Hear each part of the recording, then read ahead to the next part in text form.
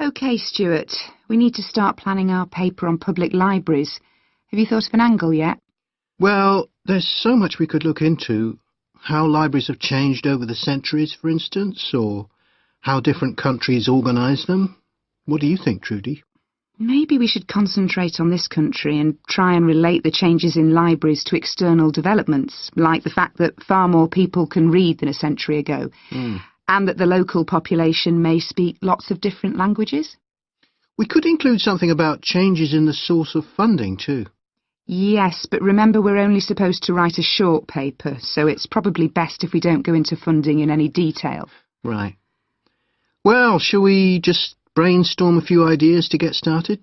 OK. We obviously need to look at the impact of new technology, particularly the internet. Now that lots of books have been digitalised, people can access them from their own computers at home.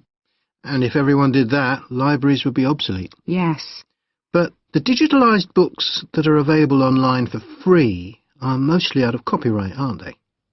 And copyright in this country lasts for 70 years after the author dies. So you won't find the latest bestseller or up-to-date information. That's an important point. Anyway, I find it hard to concentrate when I'm reading a long text on a screen. I'd much rather read a physical book.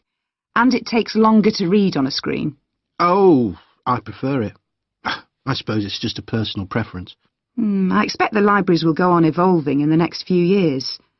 Some have already become centres where community activities take place, like local clubs meeting there. I think that'll become even more common. I'd like to think so. And that they'll still be serving their traditional function, but I'm not so sure. There are financial implications after all. What I'm afraid will happen is that books and magazines will all disappear and there'll just be rows and rows of computers. They won't look anything like the libraries we're used to. Well, we'll see. I've just had an idea. Why don't we make an in-depth study of our local public library as background to our paper? Yes, that'd be interesting, and raise all sorts of issues. Let's make a list of possible things we could ask about, then work out some sort of structure. For instance, we could interview some of the staff and find out whether the library has its own budget or if that's controlled by the local council. And what their policies are. I know they don't allow food, but I'd love to find out what types of noise they ban. There always seems to be a lot of talking, but never music. I don't know if that's a policy or it just happens. I've often wondered. Then there are things like how the library is affected by employment laws. I suppose there are rules about working hours, facilities for staff and so on. Right. Then there are other issues relating to the design of the building and how customers use it. Like, what measures does the library take to ensure their safety? They'd need floor coverings that aren't slippery, and emergency exits, for instance.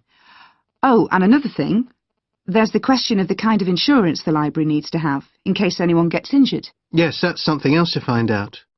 You know something I've often wondered? What's that? Well, you know they've got an archive of local newspapers going back years.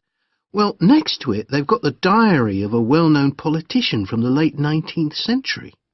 I wonder why it's there. Do you know what his connection was with this area? No idea. Let's add it to our list of things to find out. Oh, I've just thought. You know, people might ask in the library about local organisations, like sports clubs. Well, I wonder if they keep a database, or whether they just look online. Right. I quite fancy finding out what the differences are between a library that's open to the public and one that's part of a museum, for example. They must be very different. Then something else I'd like to know is...